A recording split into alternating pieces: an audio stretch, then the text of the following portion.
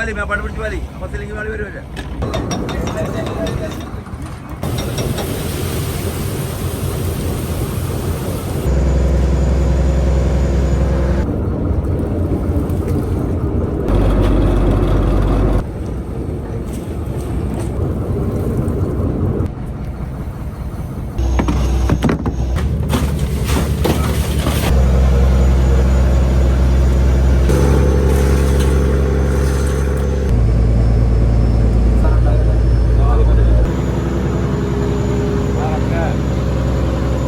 ഹേ നമസ്കാരം.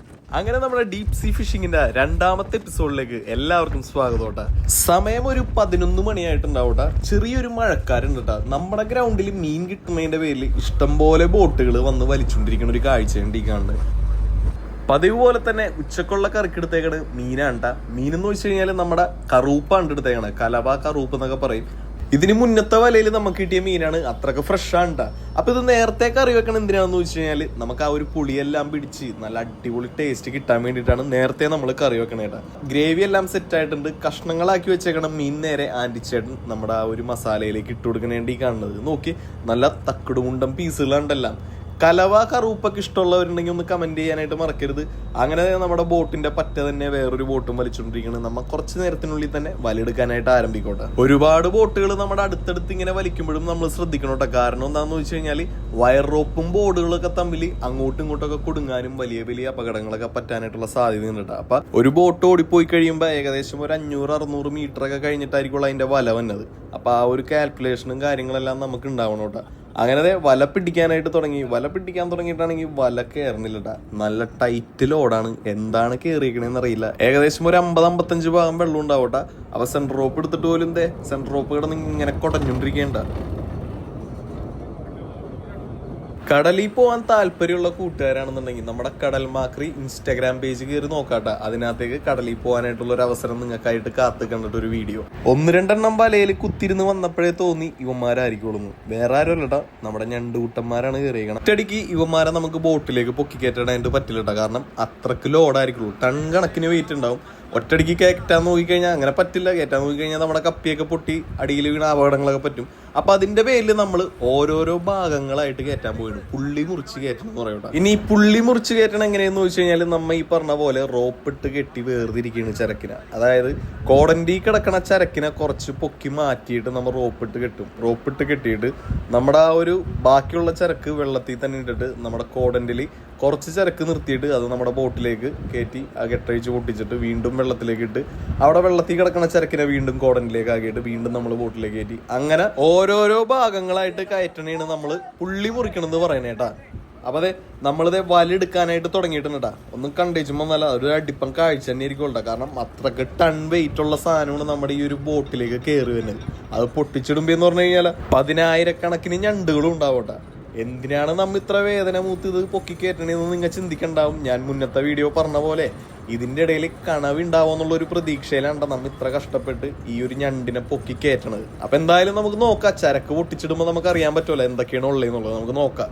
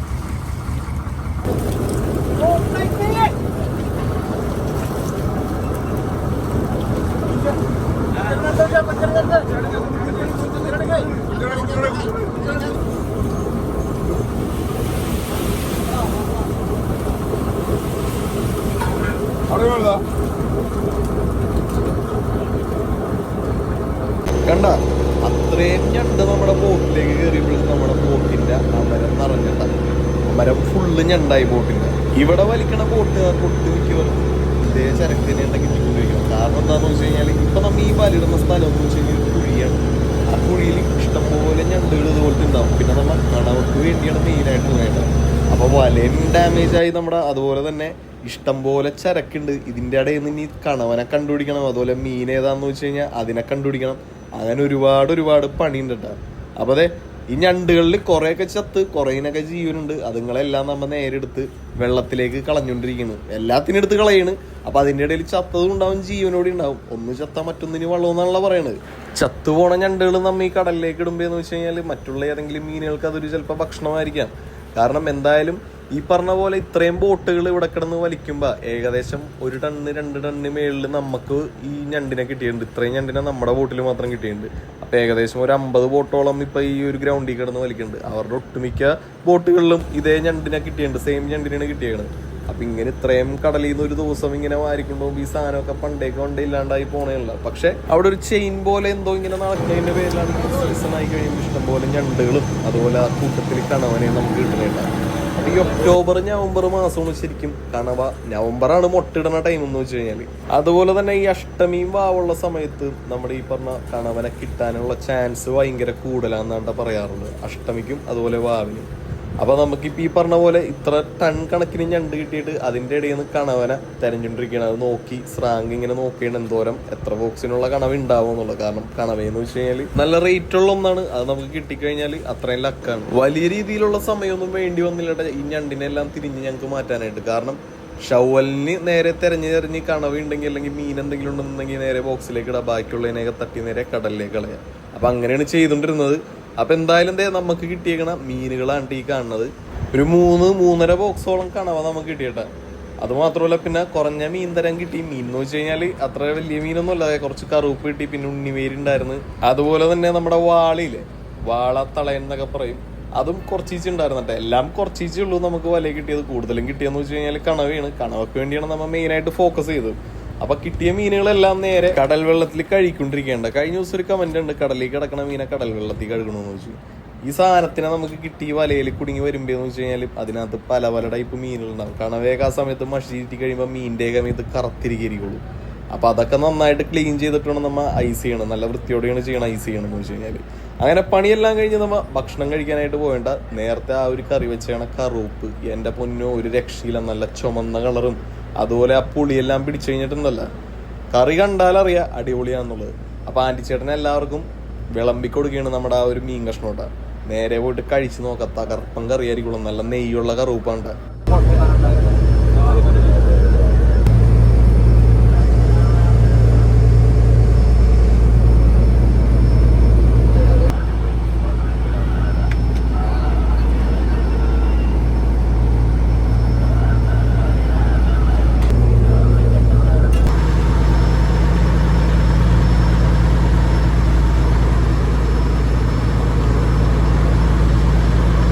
വിശപ്പുള്ളതുകൊണ്ടും കൊതിയുള്ളതിന്റെ പേരിലും കുഞ്ഞച്ചൻ ചേട്ടന്റെ വീഡിയോ എടുത്തുള്ളൂ. എനിക്ക് വീഡിയോ എടുത്ത് തരാൻ ആരുമില്ലാത്തതിന്റെ പേരിൽ ഞാൻ തന്നെയാണ് എടുക്കാറ്. പിന്നെ അതിന് നിന്നില്ല ഞാൻ. അങ്ങനെ ഒരു ഉറക്കമൊക്കെ കഴിഞ്ഞപ്പോഴേക്കും സമയം ഒരു 4:30-5 മണിയായിട്ടാണ് വൈകിട്ട്. സൂര്യൻ ഇങ്ങനെ ജ്വലിച്ച് നിൽക്കണം. നല്ല ഭംഗിയായിരുന്നു കാണാനായിട്ട്. ചരക്ക് കുറവായതിന്റെ പേരിൽ നമ്മൾ ആങ്കർ ചെയ്യാനായിട്ട് പോവേണ്ട. ഈ സമയപ്പോഴേക്കും ഞാൻ കട്ട് ഓഫ് ആയി, എനിക്ക് പനി പിടിച്ചിട്ട്. പിന്നെ ഞാൻ എണീക്കണത് രാവിലെ 6 മണിക്കാണ്ട. തലേ ദിവസത്തെ ഭക്ഷണം പോലും ഞാൻ ടയേർഡായിട്ട് കഴിച്ചില്ല. അപ്പൊ രാവിലെ എണീറ്റ് നല്ലൊരു കട്ടൻ ചായ കുടിക്കാന്ന് വിചാരിച്ച്. തൊണ്ടവേനില്ല, ചുമയും ജലദോഷവും പനിയൊക്കെ പിടിച്ചിട്ട് ഒരു രക്ഷയുണ്ടായില്ല. അപ്പൊ ഞാൻ ആലോചിച്ച് വീട്ടിലാണെന്നുണ്ടെങ്കിൽ നമ്മൾ നോക്കാൻ അപ്പനും അമ്മയും അതുപോലെ തന്നെ പലരും ഉണ്ടായേനെ. പക്ഷെ കടലിൽ എന്താ പറയാ, നമുക്ക് തിരിച്ചു പോകാനും പറ്റില്ല. എന്തെങ്കിലും ഒരു രോഗം വന്നു കഴിഞ്ഞാൽ കടലിൽ തന്നെ കിടക്കുക, ദൈവത്തോട് പ്രാർത്ഥിക്കുക, എങ്ങനെയെങ്കിലും ഒന്ന് മാറ്റി തന്നെ എന്നുള്ളത്.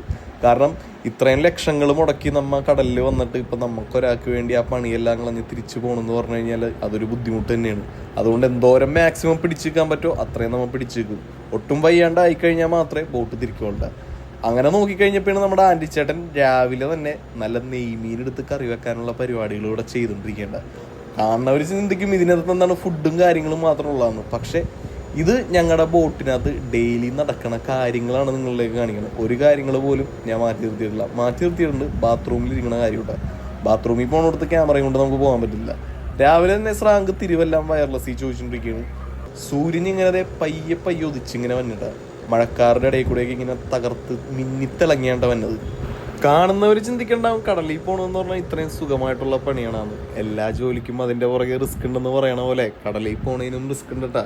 അതിപ്പോഴല്ല, നമ്മുടെ ആ ഒരു ടൈം തന്നെ, അതായത് മഴയും കാറ്റും കോളമൊക്കെ വരുമ്പോൾ കടലിൽ നമുക്ക് നിൽക്കാൻ പോലും പറ്റില്ല, കിടക്കാൻ പറ്റില്ല, ഭക്ഷണം മര്യാദ കഴിക്കാൻ പറ്റില്ല. ആ ഒരു സിറ്റുവേഷനൊക്കെ വരുമ്പോഴാണ് നമ്മൾ കടലിലെ ആ ഒരു പണിയുടെ മഹത്വം എന്താണെന്ന് ശരിക്കും മനസ്സിലാക്കണേട്ടാ. അതായത് ആ വല പിടിക്കുമ്പോഴുള്ള കഷ്ടപ്പാട്, നമുക്കൊന്ന് കിടന്നുറങ്ങാൻ പറ്റാത്ത കഷ്ടപ്പാട്, ഇതെല്ലാം കാണുമ്പോണ്ടല്ലോ. അതിലെൻ്റെ വീഡിയോ, ഒരു കന്യാകുമാരി പോയൊരു വീഡിയോ നമ്മുടെ യൂട്യൂബിൽ കിടക്കേണ്ടത്. അതിൽ നോക്കിക്കഴിഞ്ഞാൽ അറിയാൻ പറ്റും അവിടുത്തെ റോളിങ് എന്താണെന്നുള്ളത്. എന്തായാലും ആകാശം കാണാൻ നല്ല ഭംഗിയായിരുന്നു കേട്ടോ. ആൻറ്റി ചേട്ടൻ ഇവിടെ നെയ്മീനെ വെട്ടി പീസാക്കി കഴുകി വൃത്തിയാക്കിക്കൊണ്ടിരിക്കുകയാണ് കറി വെക്കാനായിട്ടുള്ള രീതിയിൽ. നേരെ കൊണ്ടുപോയിട്ട് കറി വെച്ചിട്ട് വേണം കഴിക്കാൻ പറ്റൂല എന്നറിയില്ല. കാരണം വയ്യാത്തോണ്ടായിരിക്കാം ഒരു അഫെക്ഷൻ അങ്ങോട്ട് കിട്ടണല്ലോ മീനിനോട്. കൊതിയുടെ ഉള്ളിൽ അത് നമ്മൾ കഴിക്കുകയും ചെയ്യും. കാരണം മീൻ കറിയായിട്ട് വരുമ്പോൾ നല്ല ടേസ്റ്റ് ആയിരിക്കുള്ളൂ. അത് ആ കാഴ്ചയിൽ വീണു പോലെ ഞാൻ ആലോചിക്കാറുണ്ട് പലപ്പോഴും, എന്തോരം ആളുകൾ ഇതെല്ലാം കഴിക്കാനായിട്ട് കൊതിക്കണ്ടെന്നുള്ളത്. സത്യത്തിൽ ഈ ഒരു ഫ്രഷ് മീനിൻ്റെ ആ ഒരു ടേസ്റ്റ് അറിയാനായിട്ട് എന്തോരം പേര് കൊതിക്കണ്ടെന്നുള്ളത്. ഒരുപാട് പേര് ചോദിക്കാറുണ്ട് എന്നെ കൊണ്ടോ എന്നുള്ളത്. ചില ആളുകൾ കമൻറ്റ് ചെയ്തേക്കാണ് ഏത് പേപ്പറിൽ വേണമെങ്കിലും ഒപ്പിട്ട് തരാം, എനിക്കൊരു ദിവസം നിങ്ങളോടൊപ്പം വന്ന ആ ഒരു മീൻകറിയും ചോറും തിന്നാൽ മതി. സത്യം പറഞ്ഞു കഴിഞ്ഞാൽ നമുക്ക് കൊണ്ടുപോകാൻ പറ്റാത്തൊരു അവസ്ഥ എൻ്റെ പേരിലാണ്ട. എന്നെങ്കിലും ഒരു ദിവസം നമുക്കൊരു ചാൻസ് കിട്ടിക്കഴിഞ്ഞാൽ നമ്മൾ എങ്ങനെയെങ്കിലും ആ ഒരു ആഗ്രഹം തീർക്കാനായിട്ട് കുറച്ച് പേരെങ്കിലും നമ്മൾ കൊണ്ടുപോകും. എല്ലാവരെയും കൊണ്ടുപോകാൻ പറ്റിയില്ലെങ്കിലും കുറച്ച് പേരെങ്കിലും നമ്മൾ കൊണ്ടുപോയി ഈ ഒരു വൈബും അതുപോലെ ഈ ഒരു കഷ്ടപ്പാടും പിന്നെ ഈ ഒരു മീൻകറിയൊക്കെ നിങ്ങളെ ഞാൻ ടേസ്റ്റ് ചെയ്യിപ്പിക്കോട്ടെ. ബോട്ടിൽ പോകുമ്പോൾ എത്ര വിലയുള്ള മീനാണെന്നൊന്നും നമ്മൾ നോക്കില്ല കേട്ടോ. പണിക്കാരുടെ സംതൃപ്തിക്ക് വേണ്ടിയിട്ട് നല്ല ഉള്ളയിൽ ടേസ്റ്റുള്ള മീൻ തന്നെ നമുക്ക് അറിവെക്കോട്ടെ. പിന്നെ ഒന്നും കിട്ടാണ്ടായി കഴിയുമ്പോഴാണ് അയിലേക്ക് വെക്കണത്. എല്ലാന്നുണ്ടെങ്കിൽ നമ്മൾ വെക്കണ മീനെന്ന് വെച്ച് കഴിഞ്ഞാൽ നെയ്മീൻ, അതുപോലെ ഈ പറഞ്ഞ പോലെ മാച്ചാൻ, പിന്നെ ഈ കലവ, അങ്ങനെ ഈ പറഞ്ഞ സ്പേറ്റ് ഫിഷ്, നമ്മുടെ എന്താ പറയുക പരിന്തി, അങ്ങനത്തെ മീനുകളൊക്കെ നമുക്ക് കൂട്ടുള്ളൂ കേട്ടോ. അപ്പോൾ അതെ ബോട്ടിങ്ങനെ പയ്യെ ഓടിക്കൊണ്ടിരിക്കണ്. രാവിലത്തേക്കുള്ളത് അറക്കക്കറി, നെയ്മീൻ കറി, ചെമ്പാൻ കറി, അങ്ങനെ പല പേരാണ്ട പല നാട്ടിൽ. അതിവിടെ റെഡി ആയിട്ട് നമ്മുടെ കുഞ്ഞച്ചൻ ചേട്ടൻ എല്ലാവർക്കും വിളമ്പിക്കൊണ്ടിരിക്കുന്ന ഒരു കാഴ്ചയാണ് ഈ കാണുന്നത്. നോക്കി, ഒരു 3-4 കഷ്ണം വെല്ലിക്കാട്ട കഷ്ണം അറക്കിയിട്ടുണ്ട് കേട്ടാ, കണ്ട. പിന്നെ കുറച്ച് ചാറ് ഒഴിച്ചിട്ടുണ്ട്.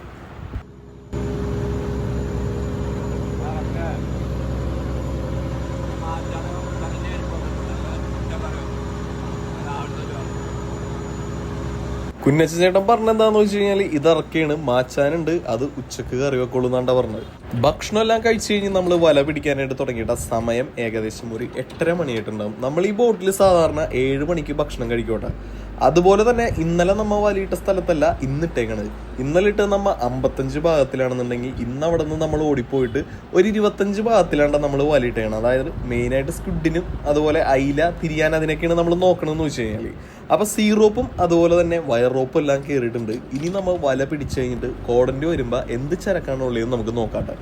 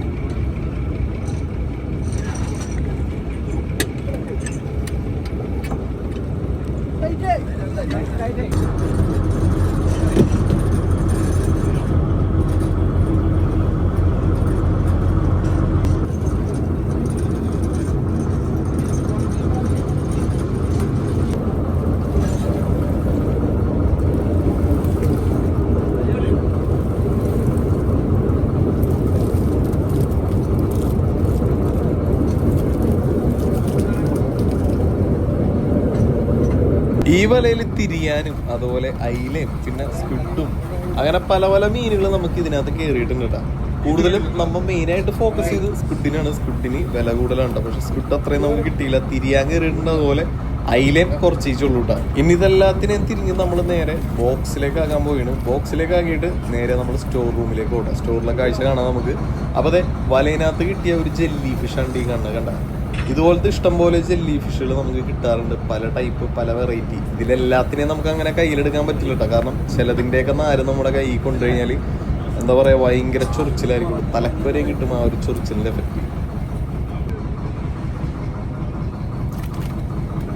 കൂന്തലിൻ്റെ വലിപ്പം നോക്കിയേക്കണ്ട, ഇത് നോക്കിക്കോട്ടെ, പൈപ്പ് പോലെ ഇരിക്കണം, പൈപ്പ് പോലെ. ഇതൊക്കെ ഫസ്റ്റിലായിരിക്കുള്ളൂ പോകണം. അതായത് കൂന്തലിൽ തന്നെ ഒരുപാട് ടൈപ്പ് ഉണ്ട്, ഫസ്റ്റ് സെക്കൻഡ് തേർഡ് അങ്ങനെ. അത് ക്വാളിറ്റി വെച്ച് തന്നെ ഒരു വ്യത്യാസങ്ങളാണ്.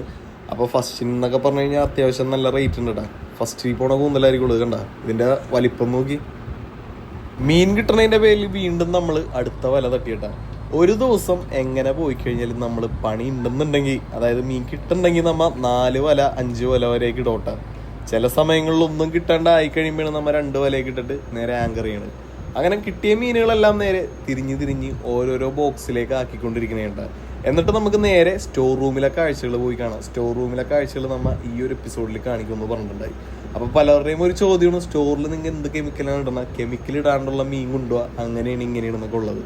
സത്യത്തിൽ സ്റ്റോർ റൂമിൽ വെച്ച് ഒരു പൊടിയാ ഒരു കെമിക്കലാ നമ്മ ബോട്ടുകാരാ അല്ലെങ്കിൽ ഈ പറഞ്ഞ വള്ളക്കാരാ ഒരു ബോട്ടുകാരും ചേർത്തായിട്ട് ഞാൻ കണ്ടിട്ടില്ല കേട്ടാ. അതായത് 32 ദിവസം വരെ കടലിൽ കിടന്നിട്ട് ആ ബോട്ടിൽ പോലും ചേർക്കണത് ഞാൻ കണ്ടിട്ടില്ല. ശരിക്കും പറഞ്ഞു കഴിഞ്ഞാൽ നമ്മുടെ സ്റ്റോർ റൂമിന്റെ നിർമ്മാണം അങ്ങനെയാണ്. അത് നിർമ്മിച്ചേക്കണം അങ്ങനത്തെ ഒരു രീതിയിൽ. അതിന്റെ പേരിലാണ് മീൻ ചീത്തായി പോകാണ്ട് അതിൽ നിൽക്കണമെന്ന് വെച്ച് കഴിഞ്ഞാൽ.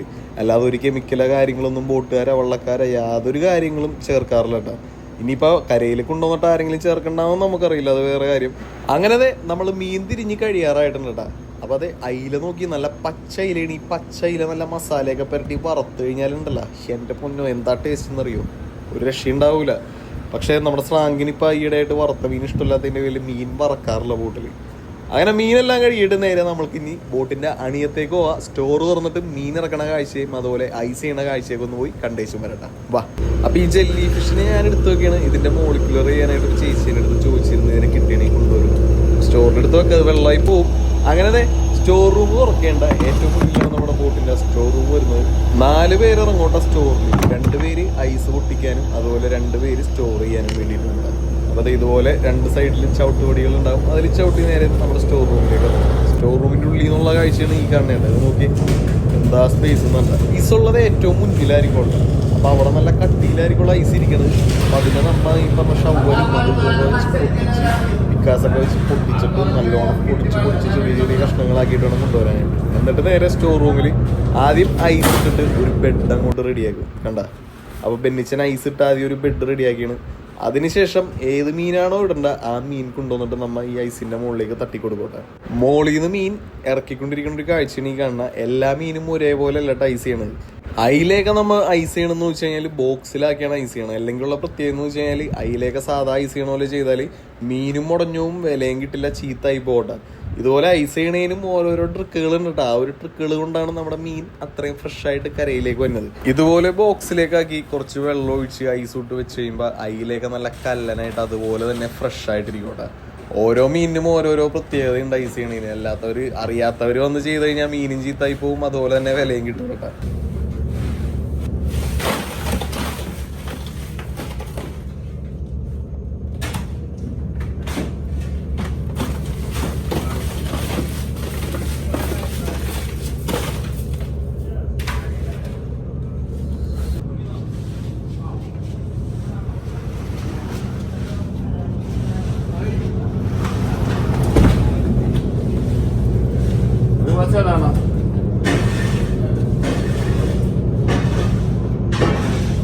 അങ്ങനെ നമ്മുടെ സെക്കൻഡ് എപ്പിസോഡിവിടെ വൈൻഡപ്പ് ചെയ്യാനായിട്ട് സമയമായിട്ടാണ്. വീണ്ടും നിങ്ങൾ ഓർമ്മിപ്പിക്കുകയാണ്, കടലിൽ പോകാനായിട്ട് താല്പര്യമുള്ളവരാണെന്നുണ്ടെങ്കിൽ നമ്മുടെ കടൽ മാക്രി ഇൻസ്റ്റാഗ്രാം പേജ് കയറി നോക്കുക. അതിനകത്ത് കടലിൽ പോകാനായിട്ടുള്ള ഒരു ഫ്രീ ഗീവ് അവേ ഞാൻ ഇട്ടിട്ടുണ്ട് കേട്ടോ. അപ്പോൾ വീണ്ടും ഒരു കിടലിന് എപ്പിസോഡായിട്ട് നമുക്ക് കാണാം. ടാറ്റാ.